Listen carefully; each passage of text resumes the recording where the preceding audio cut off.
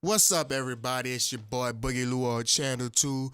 Yeah, that's me live in HD, aka O Boogie. Alright, y'all. Today I have something very special for y'all. Stay tuned.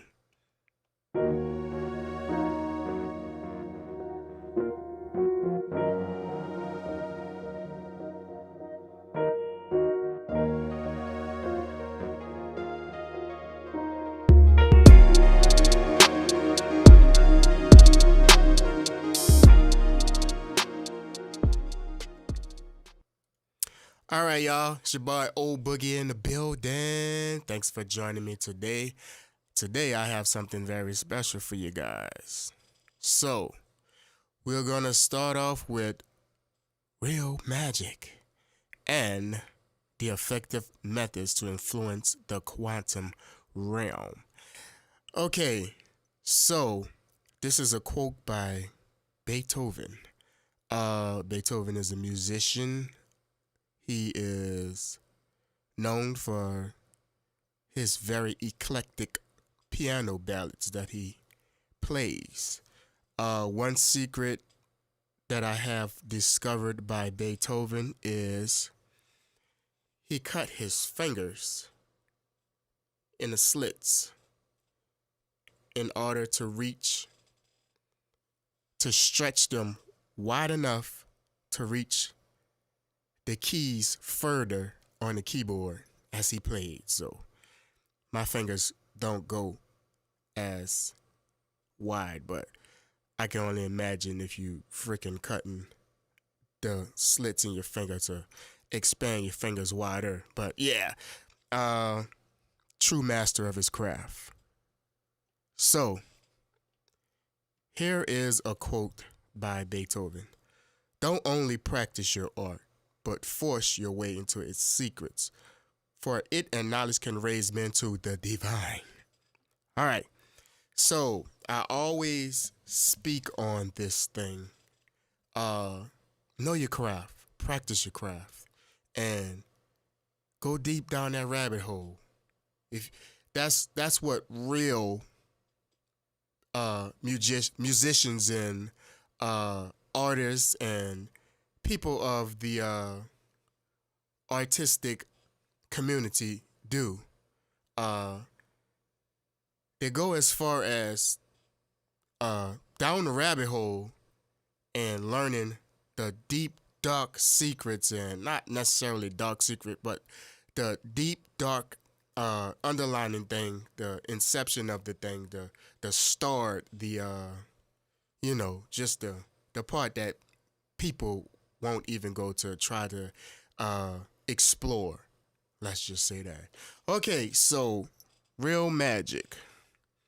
As I watch this video, the way that I perceive this video and it's saying real magic would be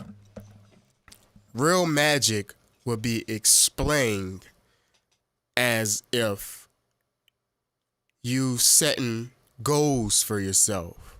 That's real magic. Not saying like you freaking shooting lightning bolts and crazy weirdness out of your finger and stuff like that. It's more of mental doing real magic. And seeing the outcome of it. So let's get into the video, and the video explain it way more. I thought it was very interesting that someone will explain this in such a way. It's interesting. But before we get into the video, guess what I would like for you guys to do? Like, subscribe, hit the notification bell, and thank you guys very much. I really appreciate that. I really, really do. All right, video. Here we go. So, let's see. The essence of magic boils down to the application of two ordinary mental skills: attention and intention. The strength of the magical outcome is modulated by four factors: belief, imagination, emotion, and clarity. All right. This would be better explained as we go through the video. I'm gonna kind of skim through the video because it's a long video. But this is the channel. I always shout out the channel, guys. This is the channel. Motivation Manifested. That channel is very awesome, guys. Check these guys out. All right. That's basically it. The ceremonial robes, somber settings, black candles, secret handshakes, chanting in ancient languages, sex, and drugs all are good theater, which may help in withdrawing the mind from the distractions of the mundane world, but ultimately, they're unnecessary. The single most important aid to developing magical skills is to learn how to enter the state of consciousness known as gnosis. It all goes back to meditating, y'all. Because when you meditate, you keen in on the things that you want to focus in on specifically. It all ties into meditating. You guys have to meditate. All right. The time-honored and safest way to do this is through meditation. If you manage to read only one book about meditation, I recommend The Science of Enlightenment: How Meditation Works by Shinzen Young, published in 2016. It's also available as an audiobook. It's an exceptionally clear exposition written for the Western mindset, covering... So what I would do, I would get the audiobook, and I would kind of meditate to the audiobook. I mean, if you guys really want to do it, because your mind is clear and you can focus. You can really focus. When your mind is clear, you can really focus. So I would get the audiobook, and I would even just lie down and listen to the audiobook. Yeah, so I'm going to move along to another part that really stood out to me. I think it was at about 10 minutes, 40 seconds.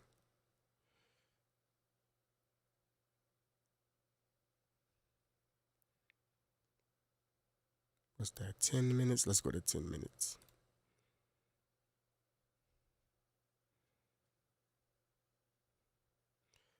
I think it's here. If so, you'll be able to achieve dramatic effects fairly quick. All right, right here, the different ways.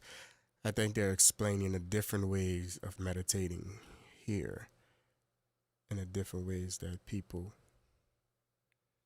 the different outcomes that folks got out of meditating. Here we go. To investigate if meditation and under full conscious superpowers are described in the natural. Gaining those powers is the goal. It's worth mentioning that the Yoga Sutras, the classical book of yoga written by the Indian sage Patanjali about 2,000 years ago, assures us that these powers have nothing to do with faith, religious doctrine, divine intervention, spirituality, or the supernatural. These powers are just another aspect of the natural world. As Buddhist scholar Alan Wallace put it, in Buddhism, these abilities are not miracles in the sense of being supernatural events, any more than the discovery and amazing uses of lasers are miraculous. See, these folks are telling you this. And you know, the Buddhist tradition, they meditate heavily. And this guy is saying that it's not in a sense of being supernatural events. It's just all nature. What may appear supernatural to a scientist or a layperson may seem perfectly natural to an advanced contemplative, much as certain technological advances may appear miraculous to a contemplative. Many variations of the superpowers are described in the yogic tradition. They range from vanilla psi to super magic such as... Vanilla psi is when you have that moment of when it is kind of something supernatural, but it is natural. Levitation. For most people, most of the time, psi experiences are spontaneous and tend to occur mainly during periods of crisis or extreme motivation. By contrast, the Siddhis are regarded as reliable and under full conscious control. Some magicians are said to have developed that level of ability as well, but as with the Siddhis, achieving conscious, robust control of super abilities is rare. One way to investigate if meditation really does amplify... All right, this is where he's about to explain the different outcomes where people what people get out of meditating. My natural psi and magical skills is to ask meditators about their experiences. They found that 3 out of 4 reported increases in meaningful synchronicities as a result of their practice. Nearly half reported sensing non-physical entities, and a third reported experiences such as clairvoyance or telepathy. This suggests that meditation works as the yogic and other traditions claim it does, at least when it comes to subjective reports. We used to have all of these abilities as human beings became more modern and less spiritual.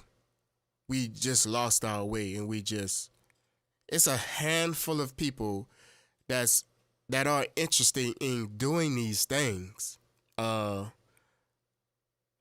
but those people are called weirdos, you know. I guess I'm a weirdo. But anyway, it's a handful of people interested in doing these things and trying to get back to this level of consciousness. The bottom line, if you want to perform magic effectively, maintain a disciplined meditation practice. Meditate, y'all. Y'all gotta meditate, y'all. Meditate. Learn to quiet your mind.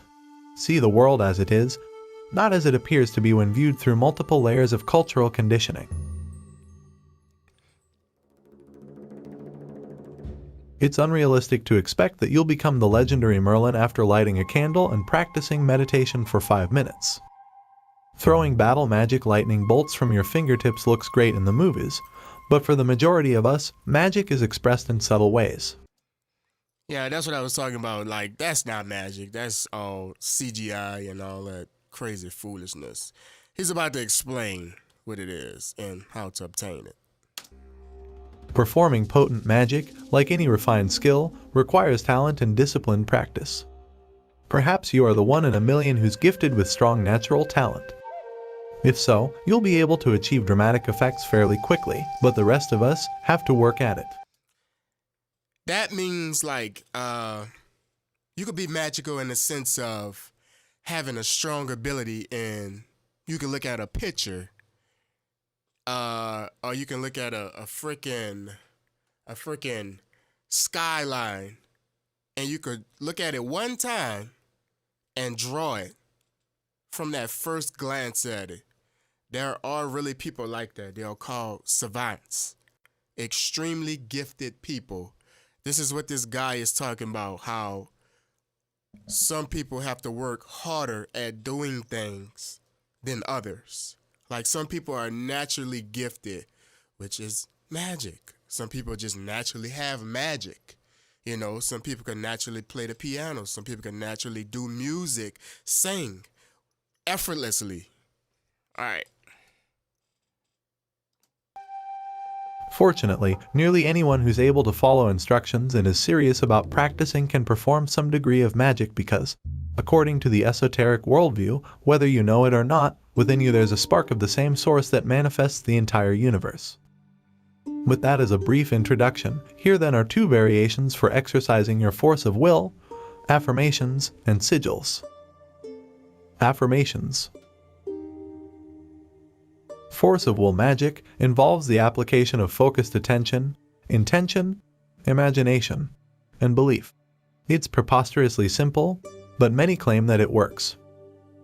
We'll use a slightly elaborated example from the appropriately entitled book, It Works. This book provides a prime example. All right. These books, guys, make sure y'all at least attempt to check them out, because everything is hidden in books, and most people don't read.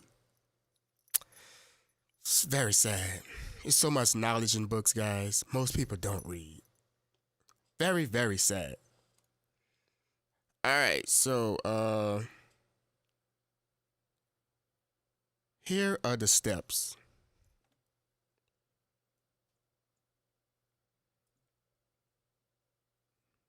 As in, You so the steps would be explained as if you are writing a goal and you're perpetuating that goal, saying that you would write in on a piece of paper your 5 goals or whatever. I did this once before and it really works because it becomes perpetual and you work towards it. I made a goal when I was 30 years old to own a house when I was 35. I've bought 3 houses within the last 7 years. So I would say once you have that goal going, that it's like it opens up more magic for you to where you know how to do this over and over. Like you got this because you went through the steps of doing that, and here are the steps. The surface of the paper represents universal consciousness, and the ink represents your unconscious.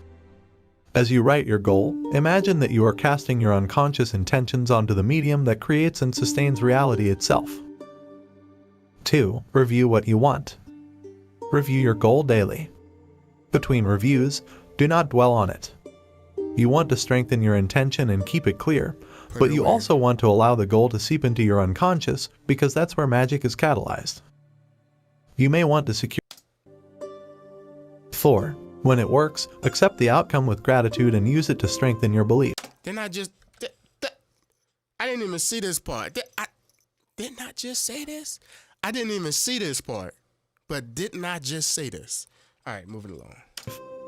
This method, like any form of magical manifestation, is neutral with respect to morals or ethics. However, virtue is its own reward, and it's useful to keep in mind Spider-Man's motto, with great power comes great responsibility. Oh my God, my favorite movie. My favorite movie. One of my favorite superheroes. But anyway, with great power comes great responsibility. So, it's my responsibility to enlighten you all and to share these things with y'all. All right, I'm going to get into the last part of this. The sigils. Magic sigils. These are like signs and examples. It's kind of like, I would say spells or something like that, but I wouldn't say it too much. I think I missed a part. I wanted to show y'all about this here, right here. Okay, all right. Enchantments and incantations and stuff. Which in turn refer to objects, actions, or concepts. That is, letters make words, words make sentences. The magical meaning of the noun spell is similar to the meaning of the verb, except it assumes a worldview where everything is connected beyond space-time. This is the meaning of the magical law of correspondences.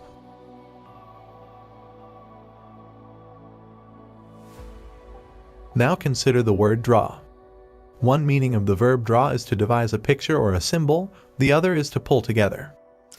Those are called sigils. The next part I'm about to get to, but there's so much information in this video, guys. I just want y'all to just absorb it all. From the magical perspective, a symbol is more than something that points to a relationship. It's also an integral part of the structure of reality itself.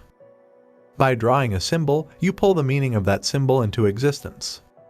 If the word symbol Fido corresponds to a real dog named Fido, then operations on the symbol will also influence the actual Fido. This is the concept underlying homeopathy, the wearing of good luck charms, and voodoo. Comb the hair of a doll made in the likeness of your distant friend, and your friend may thank you later about the wonderful new hairdo that she spontaneously decided to adopt. Note, this example is on the razor's edge of black magic, so don't try this at home. Yeah, this is a whole nother realm of magic right here. I mean, if you're not ready for all that and the rambunctious repercussions that come with this, don't set yourself up for all that craziness right there. I mean, that's just wild. All right. The idea that signs and symbols reflect, or literally are, the relational structure that holds the universe together. That's very interesting, very profound. Okay, moving along to the sigils, magic sigils. All right, this is the last bit that I will play for you guys, and we'll move on to some music. It's the idea of a sigil and of force of will magic in general. Making and using a sigil. 1. Write your desire. Example, I find a $10 bill. 2. List the first letters of words in the sentence, ignoring words that begin with a vowel. You'll end up with FTDB. 3. Fit the letters together into an abstract symbol, as in Figure 1. 4. Focus on the symbol, projecting either intense calm or intense emotion through the symbol to charge it and amplify your desire. He's explaining how to use the real magic here. Magicians provoke this charge within the state of gnosis through deep meditation, by firing up a fierce There goes meditation. concentration, by engaging in strong physical activity, by evoking anger, or by using the moment of sexual orgasm to provide an explosive point of focus. 5. After the sigil is charged, release your attention by putting the sigil away. Some magicians will go as far as to burn it. Others will momentarily glance at the sigil every so often or place the symbol in a location where they'll see it now and then. The idea is to deflect the intention of the sigil from the conscious mind to the deep unconscious. All right, y'all. So, sigils, magic sigils, is what this video is all about, which is what we do every day. When we write our goals down, that's a magic sigil. Did you guys get the whole video and what he was trying to point out? Even went to the freaking definition of spelling. It all ties in. It all ties in. And it all is a freaking giant coalesce of information just to do magic. So all of this information that was given to you guys, y'all should try to practice it, because you are doing real magic when you set your goals. Because when you set your goals, what do you have to do? Work towards it. And you go through the emotions of freaking working towards your goal, dealing with other people and their psyches and things like that. You work towards a goal, somebody might piss you off. It's emotion. And then the outcome is you set your goal, you go get your sigil, open it up, and see what you accomplish. I did a sigil when I was 30. I'd said this earlier. When I was in the process of buying a house, I set my goal for 35 to own a home. I bought a home, my first home, at 32. I crossed that off my sigil at 32. I was proud of myself. And just the reward of accomplishing a goal is priceless, y'all. So, write y'all goals down, y'all. That's y'all magic sigils. Y'all are doing real magic. Not in the sense of freaking snapping your fingers and the lights go out or some wild shit like that. That's fictitious. All right, so let's get into some music, baby. All right. So, you remember I was telling you guys I do sound scores, right? So, here's one of my sound scores that I composed. And I'm gonna play it for you guys. And I'm gonna break it down real quick. So here goes.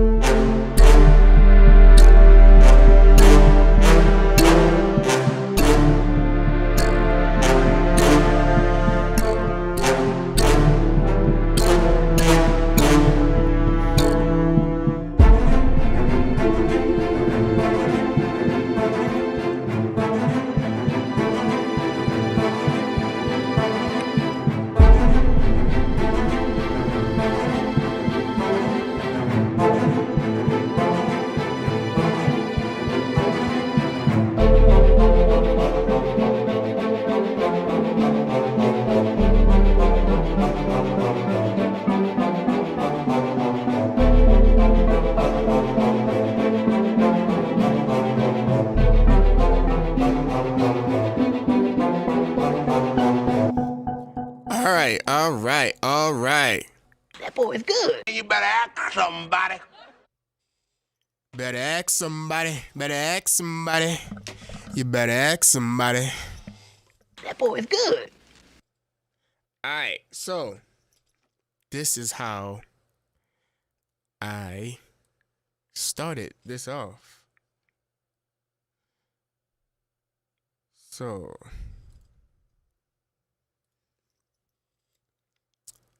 the sound that I started off with was this here.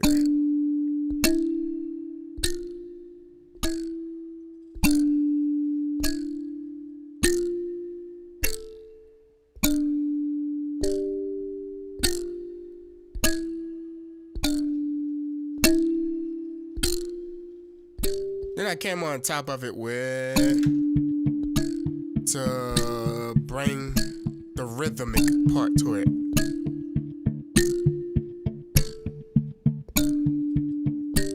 This brings the rhythm to it.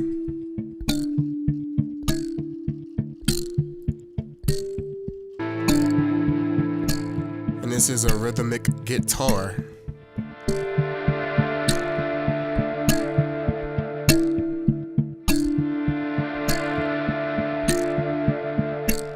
Alright, this is the first part of it that I started off with.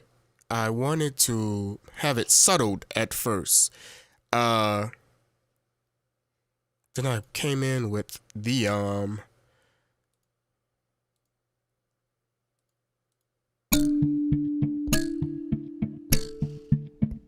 this bottom part here. I don't know what this is. Oh, it's a horn.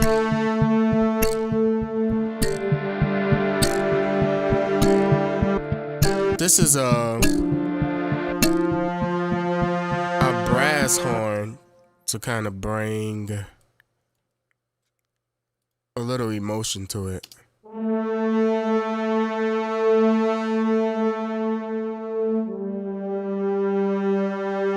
Kind of fill in the background as well.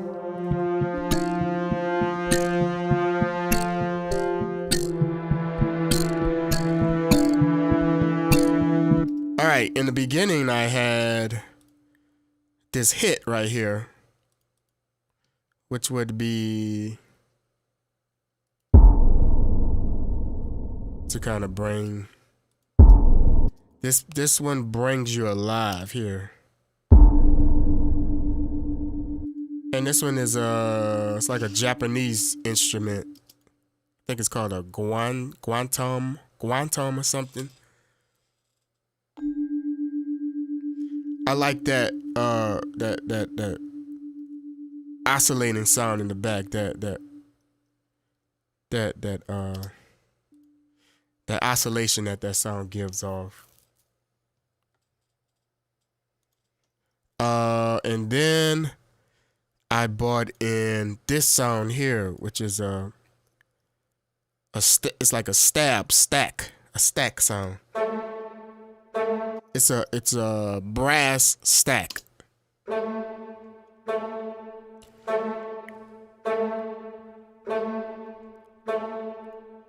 Which it complements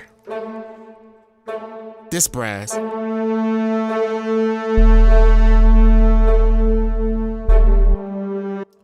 And I have what's this at the bottom? More brass.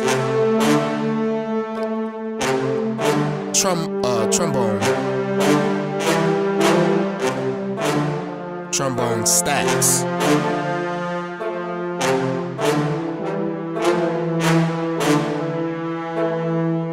All right, moving along to the second part, which is, I don't know why this reminds me of the frickin' Avengers or something.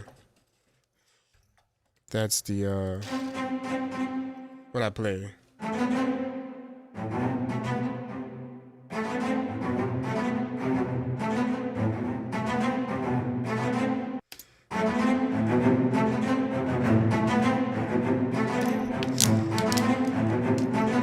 Yeah, that one reminds me of Avengers, just some Captain America type stuff right there.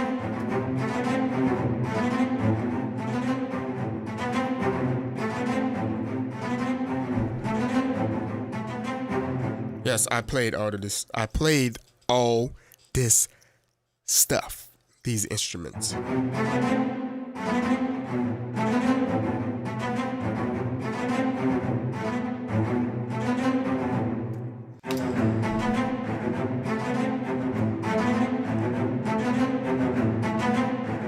And underneath there, I left the stack on.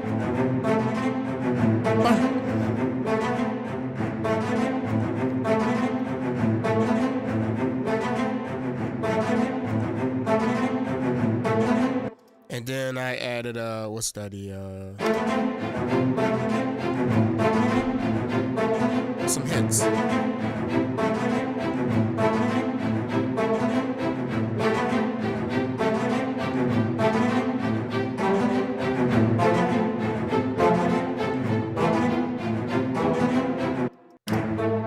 Yeah, this is the part.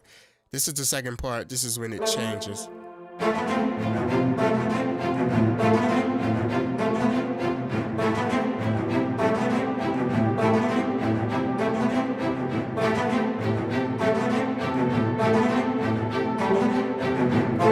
Solo this out. This is I think this is just a regular string here. Yeah, regular string.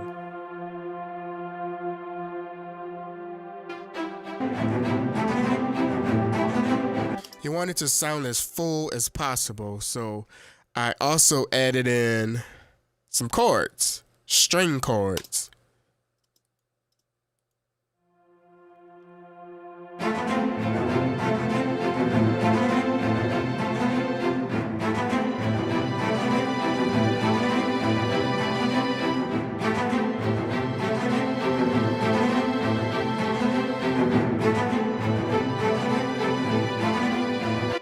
Have something underneath that, which would be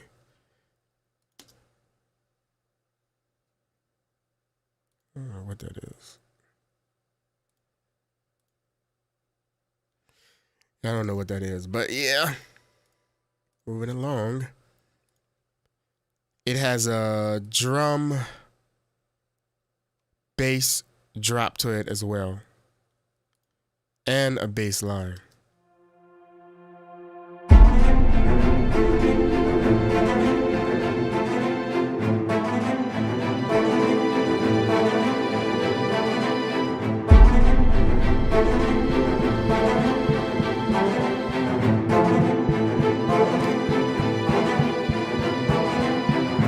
Alright, this is the second part, which I left the same instruments here underneath, well, the third part, which would be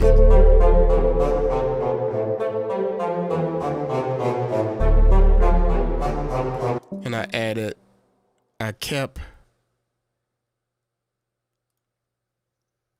the rhythmic part going here, but I just changed it up and I added a string on top.